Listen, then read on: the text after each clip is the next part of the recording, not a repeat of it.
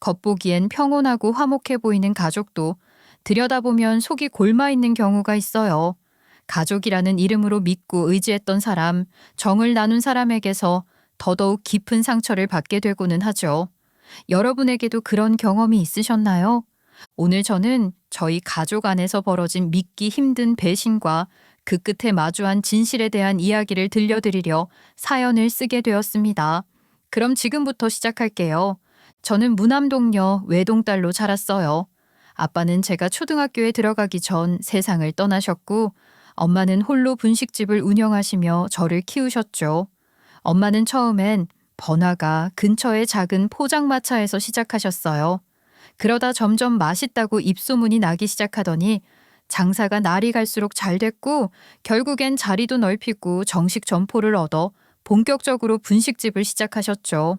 엄마 분식집은 동네 명물로 자리를 잡았고, 제 이름을 따 영은이네 분식이란 가게명 덕에 저까지 동네 유명 인사가 됐달까요.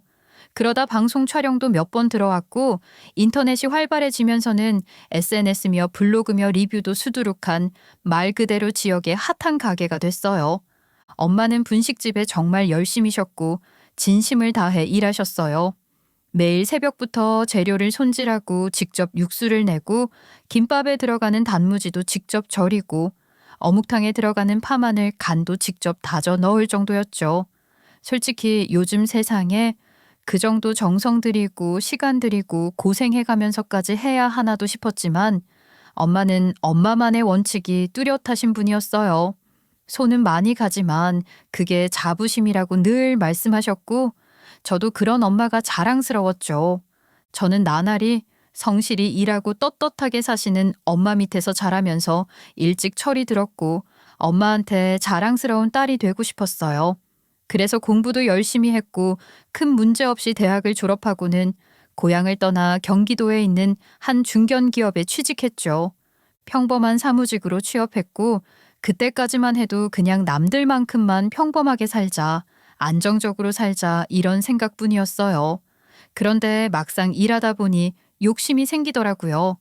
제가 맡은 일에 집중하다 보니 성과도 잘 나왔고 빠르게 대리로 승진하게 됐어요. 직장 생활하면서 혼자 잘 살아가는 것도 나쁘지 않겠다 싶던 시기에 회사 선배의 소개로 지금의 남편을 만나게 됐어요.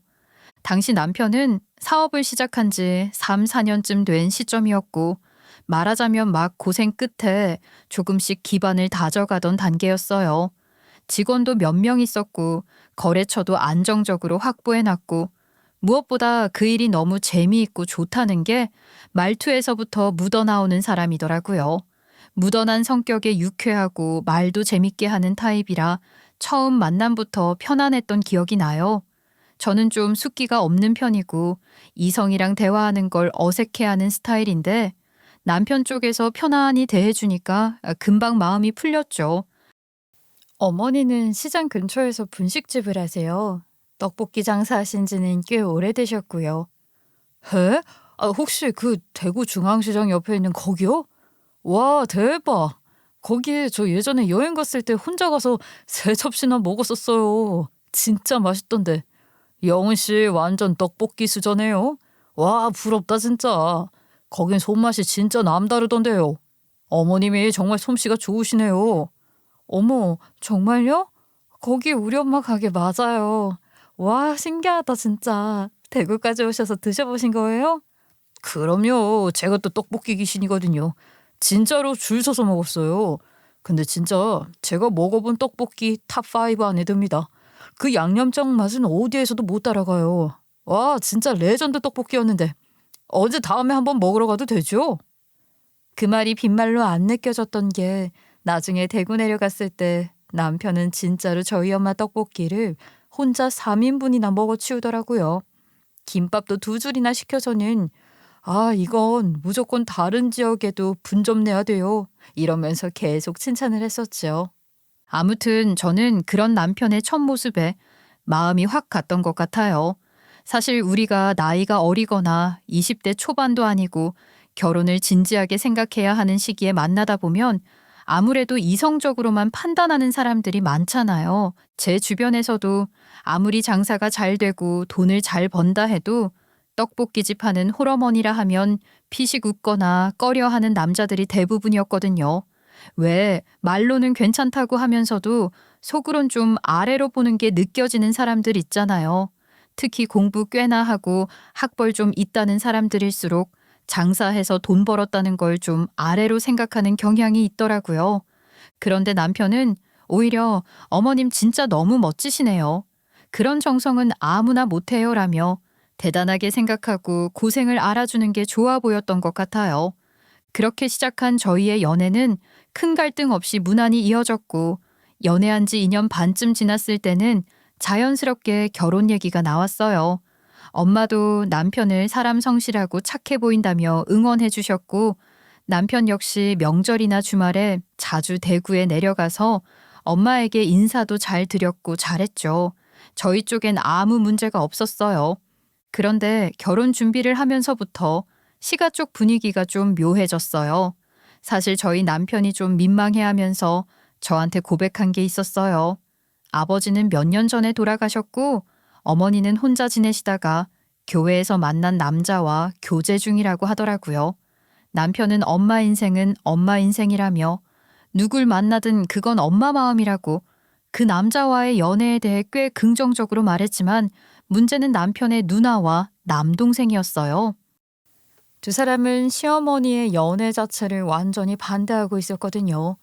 처음엔 별 생각 없이 자식들이 반대해봤자 뭐 본인이 좋으면 만나지는 거지. 결혼하신다는 것도 아닌데 뭐 크게 달라질 거 있겠어? 하고 넘겼는데 저희 웨딩홀 예약 문제를 두고 구체적인 결혼 준비 이야기가 오가면서 그 갈등이 본격적으로 폭발하게 됐습니다. 시모는 현재 교제 중인 남자친구가 혼주 자리에 앉아야 한다고 주장했고 남편은 엄마가 원하신다면 하고 대수롭지 않게 넘기는 분위기였어요.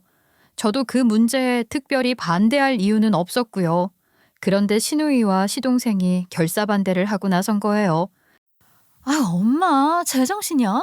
아빠 돌아가신 지 몇 년이나 됐다고. 연애하고 돌아다니는 것까진 그래.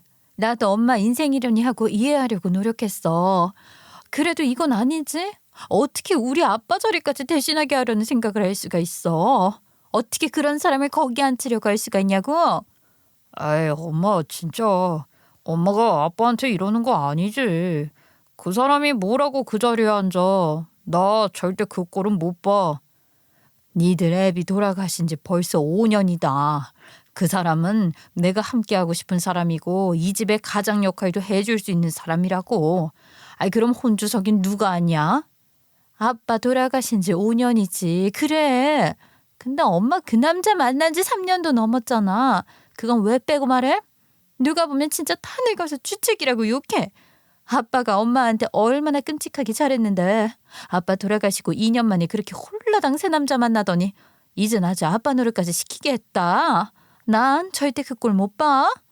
니들이 안 된다고 그러면 어쩔 건데. 이거 니들 결혼식 아니고 태준이 결혼식이야. 태준이가 아무 문제 없던데 니들이 왜 난리야. 아무튼 난 그이랑 같이 앉을 거니까 그렇게 알아. 애비 없는 자식처럼 보이는 이 혼주 자리 2개 탁 채우는 게 훨씬 낫지 뭘 그래. 결국 그날 이후 며칠 내내 가족 단체 대화방은 문자 폭탄이 터졌어요. 시어머니는 단 한치도 물러서지 않았고 시누이와 시동생은 완전히 결사항전 모드였죠. 남편은 뭐 중간에서 어정쩡하게 양쪽을 설득하느라 했었고요. 누나, 그냥 인정해줘. 엄마가 혼자 외롭게 산 세월도 좀 생각하고. 그리고 태영이 너도 임마. 넌 대체 뭐가 그렇게 불만인 거냐? 불만? 아, 형은 진짜 아무렇지도 않냐? 우리 아버지 자리에 엉뚱한 남자가 앉아있는 거 그거 보는 게 아무렇지도 않아? 그 사람 엄마가 원해서 데려온 사람이잖아. 그럼 그냥 우리가 받아들이면 되는 거 아니야? 너나 그래. 나는 못 받아들여. 절대 못 받아들여. 그 인간이 오면 나는 사진도 안 찍을 거고 필요한도 안 할 거니까 너 그렇게 알아둬. 아니 대체 이게 뭐라고 이렇게까지 싸워야 하냐고. 그냥 엄마가 행복하면 된 거 아니야? 이게 진짜 이렇게까지 고집 피울 일이야? 그냥 자식들이 좀 이해해주면 안 돼? 난 그딴 거 이해할 생각 없으니까 너나 많이 해. 결국 의견 차이를 좁히지 못한 채 시간이 흘러 결혼식 당일이 됐고 결국 시모의 남자친구는 검은 양복을 갖춰 입고 시부 자리에 앉았어요. 시모는 그 옆에 서서 활짝 웃고 있었고 시누이와 시동생은 내내 표정이 굳어 있었죠. 시누이는 그 남자와는 가족으로 함께 사진 찍히는 것조차 소름 돋기 싫다며 촬영에도 아예 빠지고 자리를 떠버렸죠. 그 정도로 갈등이 심해지니 저도 좀 난감하긴 했어요. 아무리 시가 일이라지만 결혼식이라는 자리가 원래 어중간하게 감정을 숨기기 어려운 분위기잖아요. 가뜩이나 옷도 불편하고 배도 고프고 정신도 하나도 없고 불편해 죽겠는데 계속 미묘한 갈등들이 이어지니 그것까지 신경 쓰여 더 마음이 쓰이더라고요. 그런 제 마음을 읽었는지 엄마가 괜찮다고 고개를 끄덕이며 절 안아줄 때는 눈물이 핑 돌더라고요. 혼자 저 키우시며 힘들게 살아오신 엄마 모습들이 파노라마처럼 스쳐갔죠. 그 순간에도 그리고 지금까지도 언제나 엄마는 뒷자리에서 조용히 앉아 계셨어요. 늘 그랬듯 조용히 묵묵히 계시는 엄마의 모습이 저는 오히려 든든하게 느껴졌어요. 화려한 드레스를 입은 제 옆엔 투박한 단화를 신고 앉아 계시던 엄마가 계셨고 그 모습이 뭉클했어요. 모든 게 완벽하지 않아도 그 자리에 저희 엄마가 있다는 것만으로도 저는 충분했거든요. 그래서 그 불편한 결혼식도 겨우 이겨내고 무사히 마칠 수 있었던 것 같아요. 결혼식이 끝난 뒤에도 시가 쪽 분위기는 좀처럼 풀릴 기미가 보이지 않았어요. 시누이는 끝내 인사도 없이 먼저 가버렸고 시동생도 조용히 구석에 있다가 뒤늦게 인사만 툭 던지고 사라졌죠. 저희 엄마는 저한테 아무 말도 안 했지만 결혼식 끝나고 옷을 갈아입고 나와 겨우 숨을 돌리는 제게 다가와 말하셨어요. 영은아, 괜찮았니? 너희 시댁 쪽 분위기 좀 이상하긴 하던데 불편하지는 않았어? 괜찮았어, 엄마. 뭐 분위기야 좀 그렇긴 했지만 우리 결혼식인데 엄마만 있어줘도 된긴 했는데 뭐. 괜히 시댁 쪽 일 때문에 신경 쓰지 마. 그 집 문제는 그 집 문제인 거지 네 문제는 아니니까. 네가 그쪽 가족까지 다 품어야 할 이유는 없어. 응? 앞으로 시댁이랑 무슨 일이 있든 좀 통 크게 그렇게 생각해 버릇해야 돼. 안 그럼 너만 힘들고 너만 머리 아프다. 엄마 말 알아듣지? 갈등이 너무 커지니 저도 좀 난감하긴 했지만 뭐 엄마 말대로 제 문제도 아니니까 그냥 그렇게 넘기기로 했죠. 그렇게 전쟁 같았던 결혼식 이후 다행히 큰 갈등 없이 무난한 신혼생활을 보냈고 어느덧 결혼하고 2년쯤 지났을 무렵이었어요. 어느 날 엄마에게서 전화가 왔는데 목소리부터가 이상하게 힘이 없더라고요. 영은아, 아휴, 가게 재개발 통보가 날아왔어. 재개발? 무슨 재개발인데? 이번에 우리 구역이 도시정비구역으로 지정됐대. 그것도 원상복구 불가 판정까지 받았더라. 아휴, 결국엔 장사 접어야 할 것 같아. 아니 그게 무슨 말이야. 그렇게 오래 장사한 데를 갑자기 없애라고? 그냥 다 비우라고만 하면 되는 거야? 다짜고짜 그러고 통보하면 끝이라고? 어쩔 수 없지 뭐. 일대가 싹 정리된다고 하니까. 내 건물도 아니고 시에서 하라 그러고 건물 주인이 그러라 그럼 나는 따라야지 뭐. 아휴, 별 수 있겠어. 엄마는 최대한 담담하게 말하려 했지만 말투 끝에 맺힌 맥없는 웃음은 제가 너무 잘 아는 표정이었어요. 평생을 그 자리에 앉아 육수 내고 떡볶이 만들고 김밥을 말던 엄마였고 그 일을 단순히 생계수단이 아니라 삶의 일부, 아니 거의 엄마의 사명처럼 생각하시던 분이었으니까요. 재개발이 아니라 무슨 천재지변이 일어난 듯한 허탈한 눈빛이 전화 너머로도 느껴졌어요. 별 수 없이 가게를 정리한 뒤부터 엄마는 눈에 띄게 활력을 잃어가셨어요. 매일 열심히 살던 사람들은 쉬라고 시간을 줘도 뭘 해야 할지 모르기 마련이라잖아요. 저희 엄마가 딱 그러셨던 것 같아요. 늘 새벽부터 바쁘게 움직이시던 분이 가게를 닫고 나니 활력이 뚝 떨어지신 거예요. TV 소리만 켜놓은 채 식탁에 멍하니 앉아 계시는 날이 많아졌고 저도 점점 그런 엄마가 걱정이 돼 자주 연락을 드리게 됐죠. 그러다 하루는 퇴근 후 전화로 오래 고민하던 제 생각을 말씀드렸어요. 엄마 요즘 너무 심심하다고 했잖아. 그래서 말인데 이참에 우리 동네로 올라와서 다시 가게 열면 어때? 아휴, 무슨 소리야. 너희 부부 살기도 바쁜데 내가 왜 그 근처까지 가냐. 그리고 평생 여기 벗어나 본 적 없는데 거기까지 가서 내가 어떻게 살겠어. 아이, 아니야, 엄마. 여기 생각보다 괜찮아. 여기가 아직 신도시라 오래되고 잘하는 분식집이랄 게 아예 없거든. 유명한 떡볶이 김밥 파는 집이라고 해봤자 그냥 프랜차이즈 정도가 전부고. 그래서 엄마 음식이면 진짜 자리 잡기 쉬울 것 같아. 여기 사람들도 프랜차이즈 체인점만 말고 다양한 걸 원할 거고 말이야. 그리고 무엇보다 나도 엄마 가까이서 보고 싶단 말이야. 아유, 이해. 그치만 내가 거기서 뭐 얼마나 잘할 수 있겠니? 나도 이제 나이 들었어. 고향 땅이니 그나마 정부 치고 한 거지. 다 늙어서 뭐 새 출발할 것도 아니고. 엄마 음식 솜씨는 나이 안 들어? 일단 올라와서 한 번만 보고 결정해. 엄마도 솔직히 이렇게 그냥 주저앉아 쉬고 싶은 거 아니잖아. 안 그래? 그리고 나이 드실수록 나랑 가까이 지내면 나도 마음이 놓이고. 그니까 한 번만 잘 생각해봐. 알았지? 처음엔 손사래를 치며 버티시던 엄마였지만 시간이 지날수록 제 설득에 흔들리셨고 마침 마음에 드는 상가 자리가 났다고 하기에 결국 큰맘 먹고 이사를 결심하셨어요. 이사 준비부터 새 가게 인테리어, 설비 계약까지 엄마는 익숙한 듯 꼼꼼하게 하나하나 준비하셨고 저는 몰래 장비 계약금 일부를 선납했습니다. 엄마는 나중에 그 사실을 알고는 인상을 팍 쓰셨죠. 너 왜 이래? 그런 건 미리미리 얘기하고 같이 결정해야지. 엄마 돈 아니고 내 돈이야? 아, 내 돈 내가 쓰고 싶은데 쓰지도 못하나 뭐? 이건 그냥 내가 하고 싶은 일이야. 엄마 설득해서 여기까지 오게 한 것도 나잖아. 그러니까 네 돈을 왜 그런 데 쓰냐고. 엄마도 모은 돈 충분히 있는데. 그냥 엄마가 다시 일하는 것도 너무 기쁘고 엄마랑 가까이 살게 된 것도 너무 기쁘고 그래서 그래 기분이다 하고 한턱 낸 거니까 더 이상 말하지 말기다. 결국 엄마는 아무 말도 못하고 눈시울을 붉히셨고 그렇게 저희 동네에 엄마의 새 분식집이 문을 열었어요. 오픈 첫날부터 손님이 꽤 있었고 동네 주부들이 SNS에 민감한 성향이라 그런지 입소문이 무섭게 퍼졌어요. 맘카페에 진짜 손맛집 생김이라는 제목으로 글이 올라왔고 인스타그램에는 인증샷도 하나둘 늘어나기 시작했죠. 오픈 며칠 뒤엔 시모도 화분을 들고 가게에 찾아오셨어요. 리본까지 달린 큼직한 화분을 보며 엄마는 시모를 반갑게 맞으셨죠. 아유, 이런 것까지 가져오셨어요. 바쁘신데. 당연히 와봐야죠, 사부인. 제가 봉사 다녀오느라 오픈날 못 와봐서 죄송해요. 오픈날 바쁠 때 와서 뭐라도 좀 거들었어야 하는데.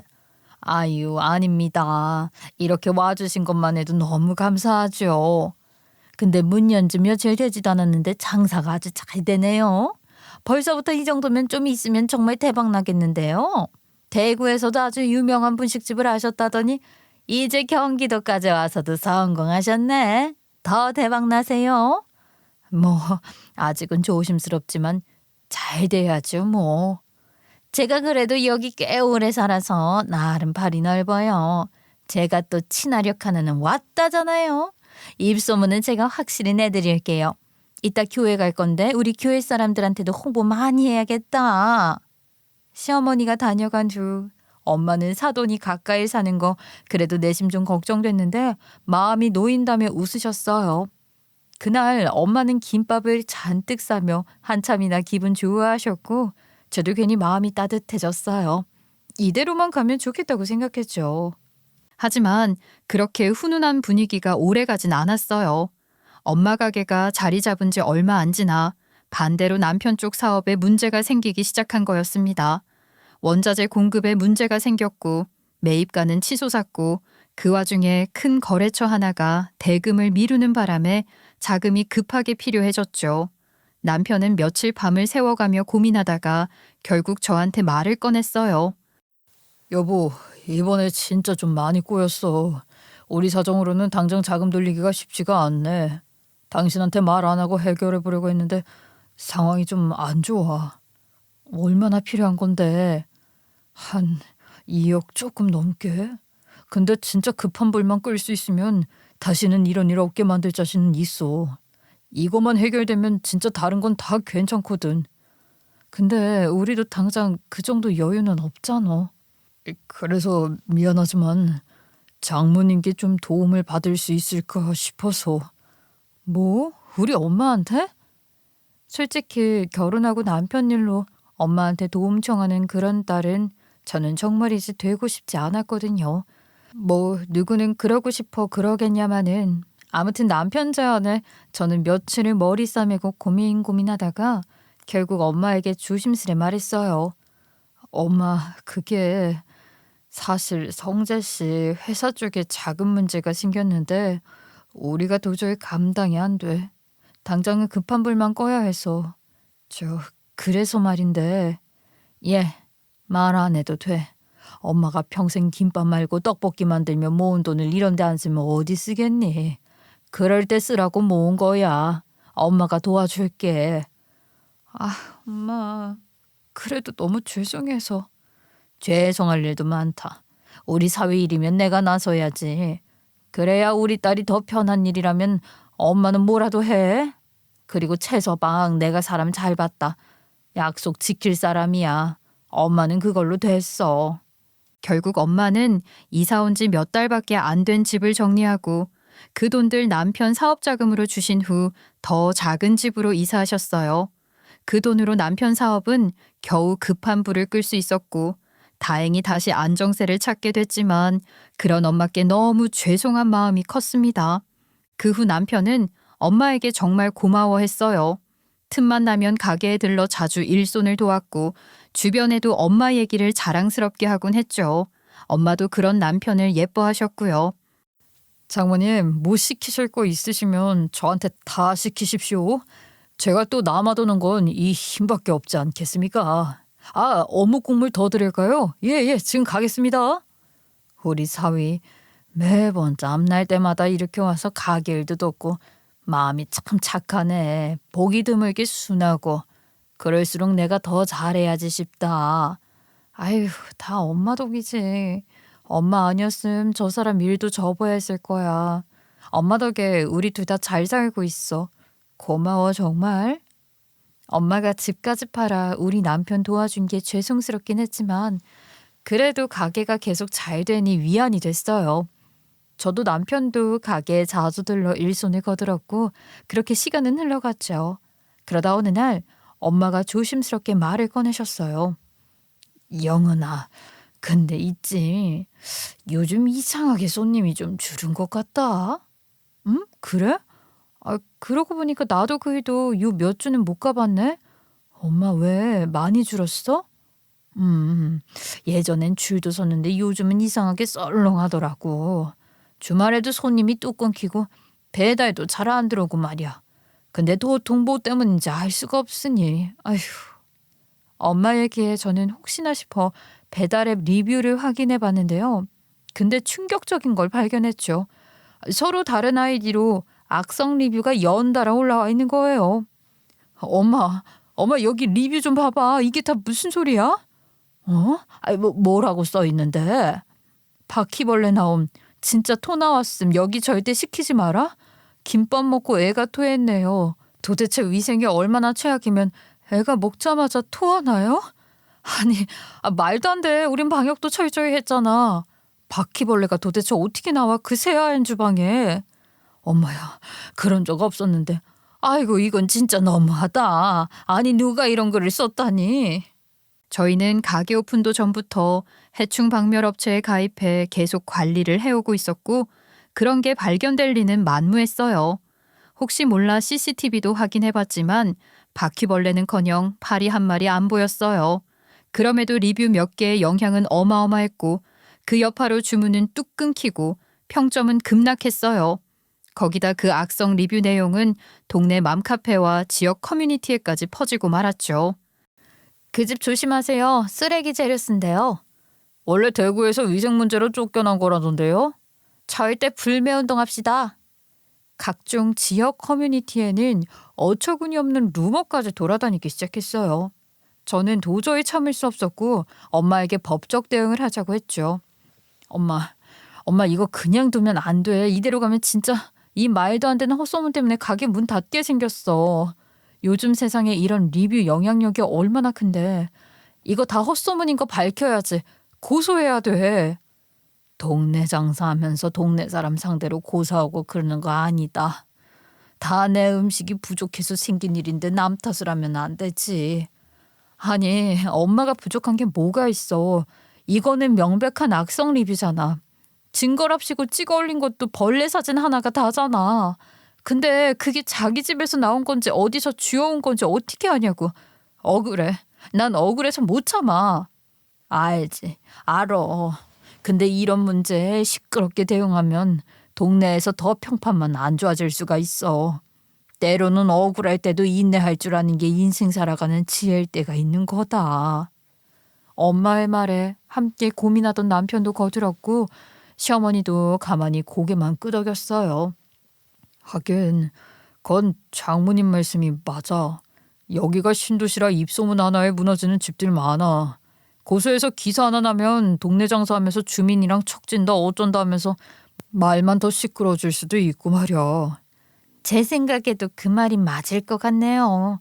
억울은 하지만 좀 있으면 금방 지나갈 테니까 그냥 조용히 넘기는 게 나아요, 사부인. 대신에 제가 동네에다가 그거 다 틀린 얘기라고 헛소문이라고 해명하고 다닐게요. 사부인도 아시잖아요. 저 이 동네 꽉 잡고 있는 거. 저만 믿으세요. 결국 저 빼고는 다들 고소는 하지 말자는 입장이었고 특히 피해 당사자인 엄마가 완강히 반대하셨기 때문에 저도 더 밀어붙일 수는 없었어요. 그 뒤로 엄마는 어떻게든 빠진 손님들을 다시 끌어오고 주문을 회복해 보겠다며 더 철저히 위생에 신경 쓰고 레시피도 개선해가며 노력하셨어요. 세일도 해보고 이벤트도 열어보고 몇 달에 걸쳐 다분히도 노력했지만 손님은 다시 돌아오지 않았고 가게는 점점 더 어려워졌어요. 배달은 아예 끊겼고 주말 점심시간에도 텅 빈 가게에 엄마 혼자 앉아 계시는 날이 많아졌죠. 결국 그렇게 엄마는 가게 문을 닫게 되셨습니다. 평생 손에서 놓지 않던 김밥말이 도마를 마지막으로 정리하시던 날 저는 아무 말도 하지 못했어요. 엄마의 참담함이 전해져 마음이 아팠죠. 그리고 더 슬펐던 건 가게 매출이 떨어진 시점부터 남편의 태도가 조금씩 달라지기 시작했다는 겁니다. 전엔 그렇게 장모님 하며 잘하던 사람이었는데 점점 말을 줄이고 엄마가 뭘 부탁해도 차일피일 미루기 시작하더라고요. 잘 나갈 땐 간이고 쓸개고 다 빼줄 것처럼 굴던 사람이 장사가 망하니까 이렇게까지 달라질 수 있다는 게 진짜 믿기지가 않았어요. 사람이란 게 대체 얼마나 간사해질 수 있는 건지. 그러다 기어코 남편이 제 신경을 폭발시키는 일이 발생했어요. 그건 다름 아닌 엄마 생신날이었습니다. 여보세요? 응, 여보. 오늘 엄마 생신인 거 아니졌지? 내가 회사에서 중요한 프로젝트 때문에 아무래도 좀 늦어질 것 같거든? 그니까 그 예약해둔 케이크는 내가 가져갈 테니까 음식은 당신이 알아서 여러 가지 좀 배달시켜놔 줄래? 엄마가 오양장육이랑 전골 좋아하시니까 그거 2개랑 뭐 이것저것 해서 좀 주문 좀 해놔줘. 나중에 그릇에만 옮겨 담게. 알았어. 배달 음식 시키기만 하면 되는 거지? 그리고 어젯밤에 내가 미역국 끓여놨으니까 그것만 좀 다시 한번 팔팔 끓여서 내줘. 부탁 좀 할게. 그렇게 남편에게 부탁하고 부랴부랴 퇴근 후 집으로 돌아왔는데 제 눈앞엔 아주 기막힌 광경이 보였어요. 제가 부탁한 미역국은 물론 다른 음식도 전혀 준비돼 있지 않았고 남편이 시켜둔 건 고작 김밥 2줄이었어요. 그것도 대충 비닐봉지에 담긴 채로 식탁 위에 놓여 있었죠. 그보다 더 황당한 건 남편이 그걸 저희 엄마 앞에 밀어두고 앉아서 헛소리를 늘어놓고 있는 장면이었습니다. 어머님 가게 소문 때문에 저까지 동네에서 평판이 안 좋아졌어요. 저도 사업하는 사람이라 평판이 전부인데 제 입장도 좀 생각을 해주셔야지. 아예 안 그래요? 그러지 말고 이거 드시고 대구 다시 내려가세요. 요새 잘 된다는 김밥집에서 시켜본 거니까 요샌 이런 게 통하는구나. 트렌드도 좀 익히시고요. 그 꼴을 보자마자 순간적으로 머리가 하얘졌어요. 저도 모르게 발소리를 쿵쿵 내며 현관문을 닫고 거실로 걸어 들어가자 남편이 저를 보고는 기겁한 듯 당황한 표정을 지었고 엄마는 눈만 껌뻑이며 상황을 수습하려 애쓰는 얼굴이었죠. 이게 뭐야? 이게 지금 뭐 하는 짓이야? 엄마 생신에 진짜 이렇게 해야겠어? 내가 아침부터 몇 번을 말했는데도 이래. 내가 뭘? 어차피 너도 귀찮아서 배달 음식으로 때우려고 했던 거 마찬가지 아니야? 그냥 마땅한 배달 음식이 없어서 김밥 시켰다. 왜? 장모님 김밥 좋아하시잖아. 뭐가 문제야? 하하, 기가 막힌다 진짜. 아무리 인간이 어디 들어갈 때 다르고 나올 때 다르다지만 이렇게까지 배은망덕하게 구는 건 아니지. 우리 엄마 집까지 팔아가면서 당신 사업 도와줬어. 그때는 장모님 그렇게 굽신거리더니 장사 안 되니까 이렇게 내치는 거야? 야, 개새끼도 주인한테는 이러지 않아. 어디서 개만도 못한 이런 짓을 해? 뭐라고? 지금 당신 나한테 개새끼라고 했어? 미쳤어? 어디다 대고 지금? 너 말 다 했냐? 아니, 말 다 못했다. 너더러 개라고 하면 내가 개한테 미안하지.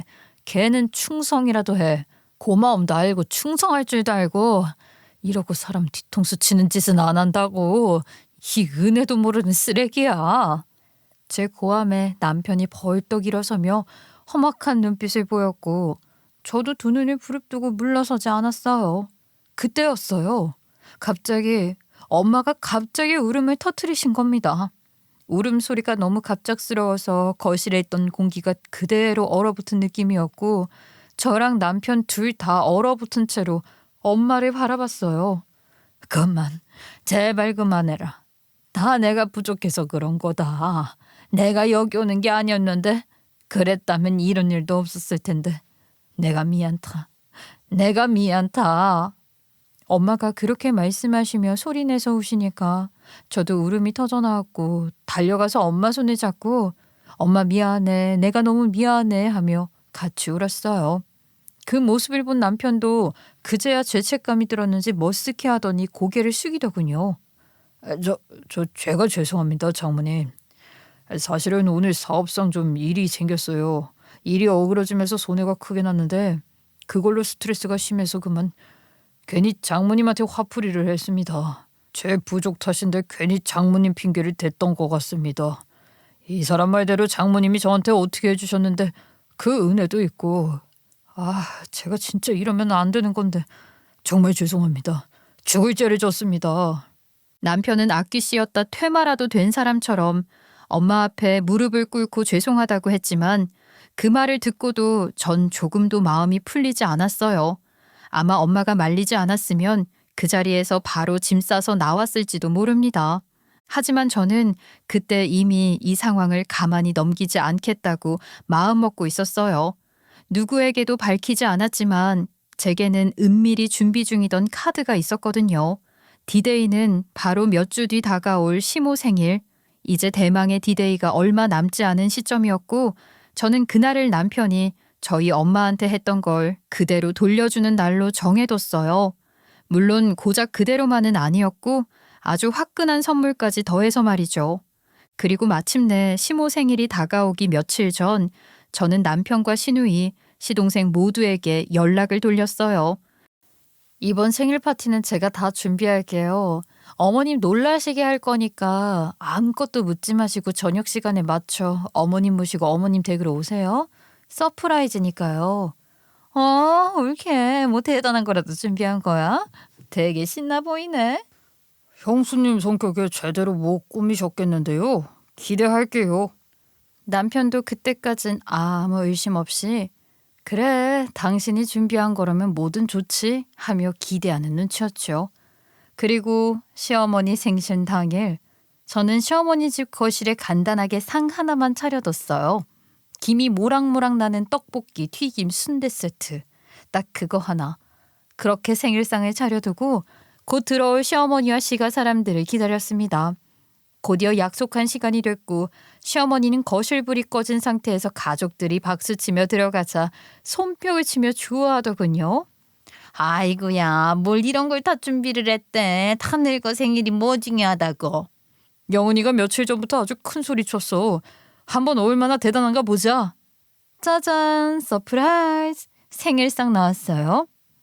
마침내 불이 켜지고 시가 사람들이 상위에 올려진 음식들이 본 순간 갑자기 찬물을 끼얹은 듯 분위기가 싸해졌어요. 어머, 이게 뭐야? 이게 다야? 이게 뭐예요? 이거 그냥 분식 아니에요? 생일상 차리신다고 하시더니. 당신 이게 무슨 생일상이야? 왜요? 다들 모르시나 보네. 어머님은 이거 제일 좋아하시잖아요. 이거 어머님 남자친구분 가게에서 시킨 거예요. 매상 좀 올려드려야죠. 어떻게 지킨 가게인데 안 그래요? 그 말을 듣는 순간 시어머니 얼굴이 일순간 하얗게 질렸고 남편과 시누이, 시동생 모두 저를 바라봤어요. 뭐라고? 당신 지금 무슨 소리 하는 거야? 엄마, 이게 무슨 말이야? 엄마 남자친구 가게에서 시켰다고? 형수님, 농담이죠. 엄마 남자친구가 분식집을 해요? 네, 그 집에서요. 왜요? 모르셨어요?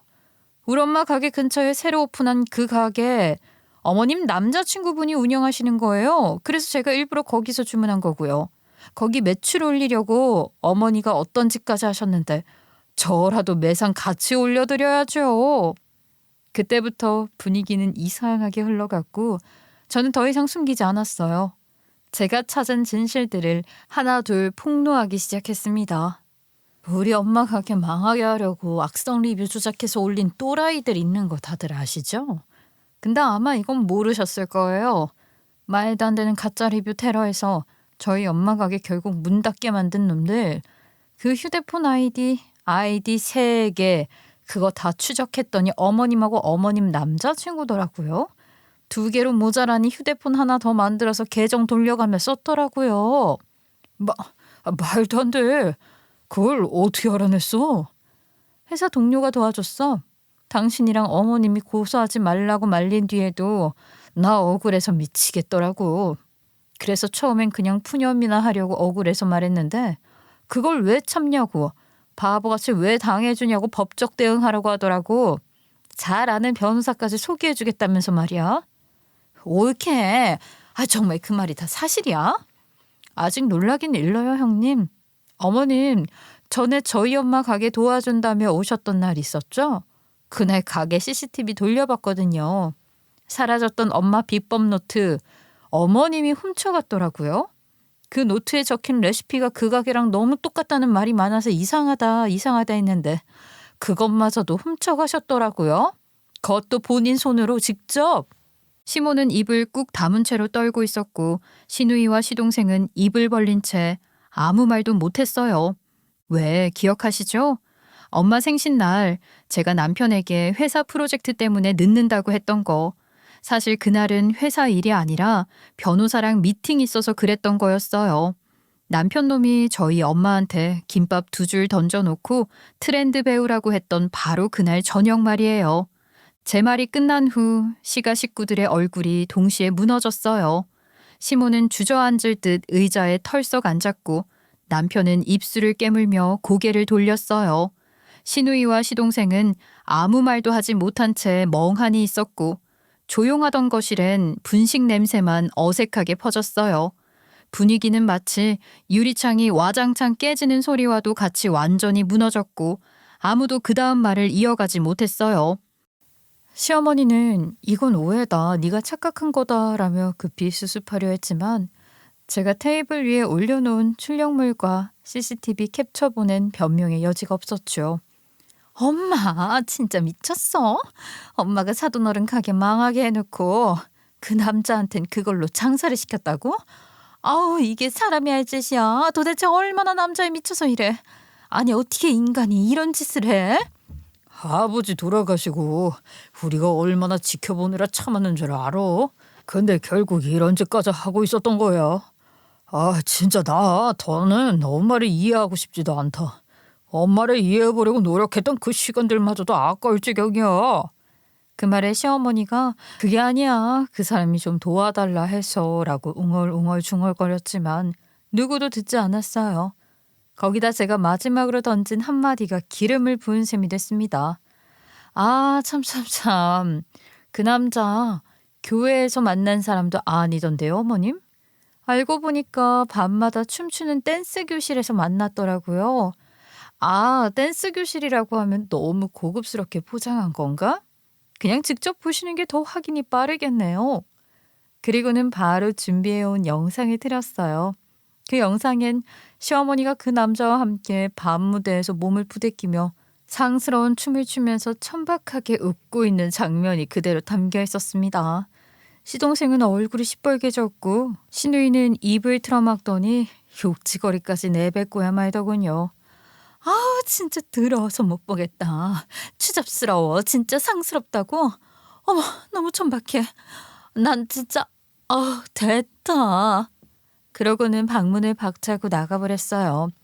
시어머니는 다급하게 시누이가 따라가려 했지만 시누이가 그 자리에서 뿌리치며 소리쳤죠. 난 이제 엄마 없다고 생각할게. 엄마가 뭔 이상한 남자 만나서 돈 빼돌리고 홀려 사는 거 우리가 뭐 몰라서 가만히 있었던 건 줄 알아? 그렇잖아도 벼르고 있었는데 집안 말아먹은 것도 모자라서 이젠 하다하다 사돈 가게까지 뺏고 저런 상스러운 짓까지. 이런 사람이 무슨 엄마야. 난 오늘부터 엄마 없으니까 엄마도 나 없는 셈 치고 살아. 기현아, 아니 너까지 왜 이러니 정말. 나도 누나랑 같은 생각이니까 그냥 아들 딸 이런 셈 쳐. 그 말을 마지막으로 두 사람은 자기 가족들을 이끌고 문을 박차고 나갔어요. 거실엔 시어머니와 남편만 남았어요. 저는 조용히 자료를 챙겨 넣으며 말했습니다. 저 이거 변호사한테 이미 넘겼어요. 저작권 침해, 명예훼손, 영업방해 전부 적용됩니다. 그 남자랑 같이 피소 대상이에요. 시어머니는 그제야 울며 고개를 돌렸어요. 아가, 내가 정말 미안하다. 내가 그런 짓까지 할 생각은 없었는데 내가 죽을 죄를 졌다. 태준아, 너라도 좀 말해봐. 네 마누라 설득 좀 해봐라. 응? 네가 엄마 편 안 들어주면 엄마는 이제 어디 기댈 데도 없어. 하지만 남편은 고개를 푹 숙인 채 아무 말도 못했고 눈물만 흘렸어요.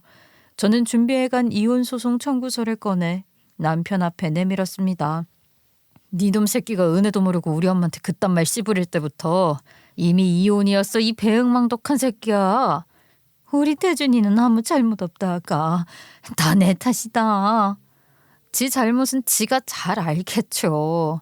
그쪽 죄는 그쪽이 받으시고 저쪽 죄는 저쪽이 받으시고. 오케이? 시모는 제 바지자락을 붙잡으며 빌어댔지만 저는 그 손을 뿌리치고 그대로 뻥 걷어차듯 밀어내고 나왔어요. 그 이후로 저는 바로 변호사를 찾아가 이혼 소송에 들어갔고 시모와 시모 남자친구에 대한 고소 절차도 동시에 진행했어요. 법적 대응은 빠르게 굴러갔고 변호사는 단호하게 이 정도 증거면 명확하게 처벌 가능하다고 하더군요. 고소 내용은 명확했어요.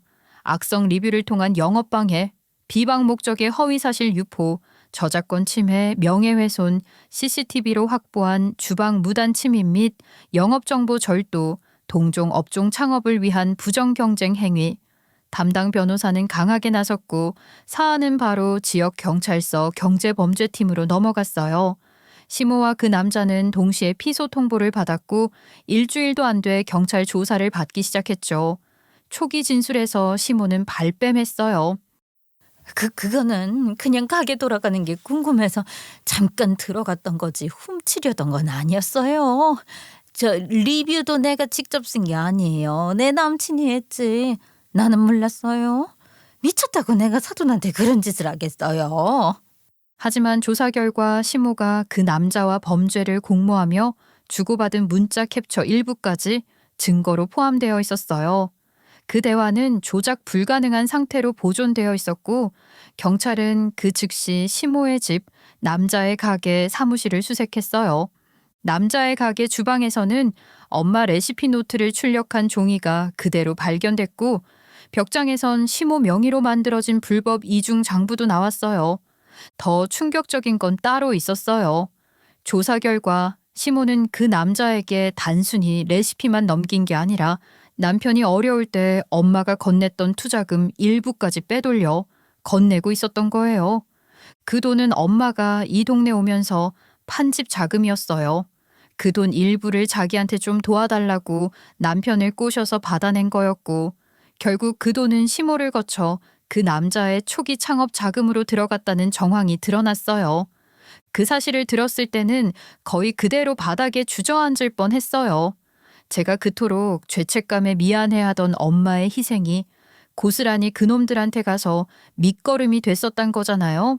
그게 미칠 것 같이 분하더군요.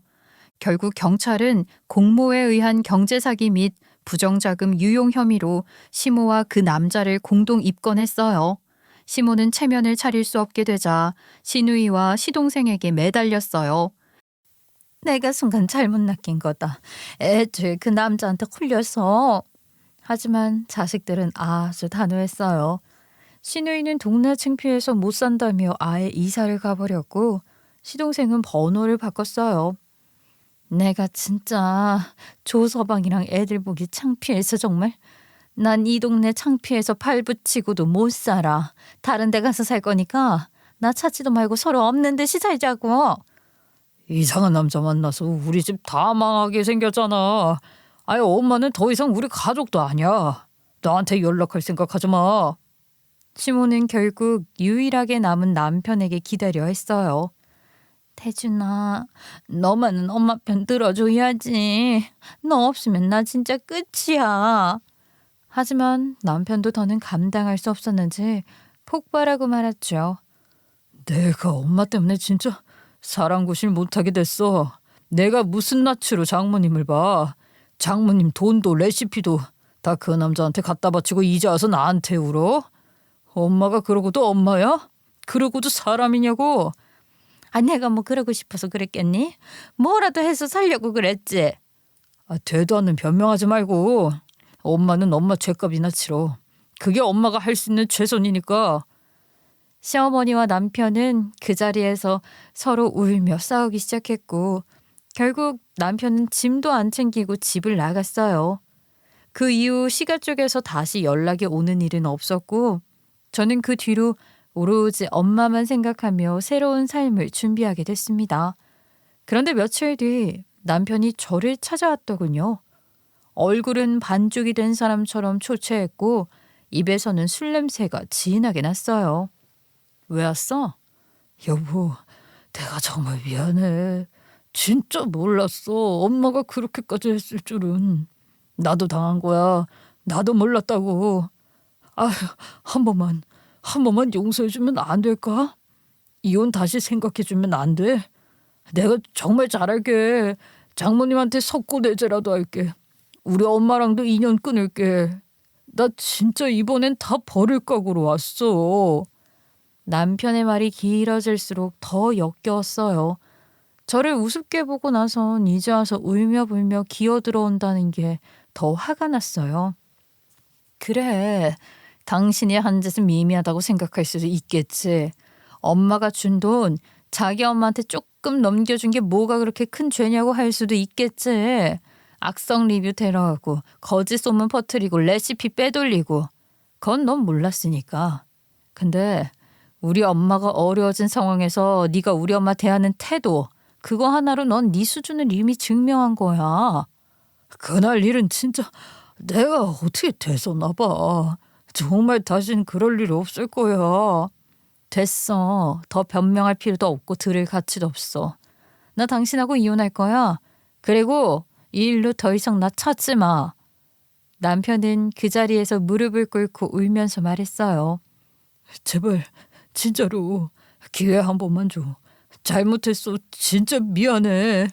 하지만 저는 이미 변호사에게 이혼 소장을 넘긴 상태였고 다시 물러설 생각은 없었어요. 얼마 뒤 시모는 결국 불구속 상태에서 재판을 받게 됐고 벌금형과 함께 공공기관 입장 제한 조치까지 받았어요. 시모의 남자친구였던 남자는 사기 및 저작권법 위반으로 징역형 집행유예 선고를 받았고 가게는 폐업당했어요. 저희 엄마 가게를 모함한 데 대한 합의금도 둘이 합쳐 다달이 나눠 갚기로 각서까지 썼고요. 그 후 시모는 결국 혼자 남게 되어 도망치듯 지방도시 외곽 허름한 원룸으로 거처를 옮겼다고 들었어요. 저는 무사히 이혼했고 남편 가족에게 심각한 사유가 있었으므로 제 쪽에 더 유리하게 판결이 났어요. 물론 저희 엄마가 보태준 사업 자금도 모두 돌려받았고요. 그날 이후 엄마와 저는 그 동네를 떠났어요. 새로 이사한 곳은 번화가에서 조금 떨어진 작은 동네였고 조용한 주택가의 방 2칸짜리 단층 집을 얻었어요. 큰 욕심 없이 조용히 살 수 있는 공간이면 됐어요. 이사한 후에는 얼마 지나지 않아 작은 기회가 생겼어요. 동네 경로당에서 도시락 후원을 받을 가게를 찾고 있었고 주민센터를 통해 저희에게 제안이 들어왔어요. 엄마는 처음엔 망설이셨어요. 돈 벌자고 일하는 거 이제 엄마는 질렸다. 사람들한테 따뜻한 밥 한 끼 드리는 거니까 이거 엄마 열심히 해볼게. 그래, 우리 엄마 진짜 멋지다. 그렇게 엄마는 가게 일 대신 봉사하는 기쁨을 느끼며 하루하루를 보내고 계세요. 요즘은 매일 아침 시장에 들러 재료를 사시고 깨끗이 손질해서 새벽같이 조리를 하세요. 그 모습을 보면 마음이 놓이면서도 괜히 눈물이 날 것 같아요. 전 남편은 저와 이혼한 후 자금을 탈탈 털어 위자료로 주느라 얼마 지나지 않아 폐업 신고를 했고 SNS 계정이며 명함이며 모든 흔적을 정리했다고 들었어요. 그 후 저는 그 어떤 소식도 더 이상 찾아보지 않았어요. 미련도 연민도 감정도 없고요. 전 이제 2번 다신 누군가의 아내도 며느리도 되고 싶지 않았고 더 이상 누군가에게 기대지도 기대받지도 않을 거예요. 저는 이제 제 삶의 중심은 저라고 믿게 됐고 그 옆에 있는 엄마 하나면 충분하다고 느끼게 됐어요. 그렇게 저희 둘은 오손도손 조용히 열심히 살아가고 있어요. 사람은 언젠가 자신이 뿌린 대로 거두게 돼 있어요. 시모가 저희 엄마에게 했던 짓은 단순한 경쟁도 한순간의 실수도 아니었어요. 그건 철저하게 계산된 탐욕이자 부정이었고 가족이라는 이름으로 저희를 기만한 아주 비열한 일이었죠. 결국 시모는 모든 걸 잃었고 남편도 스스로의 선택에 대한 대가를 치르게 되었어요. 저는요, 이제 더 이상 그 누구에게도 휘둘리지 않기로 마음먹었어요.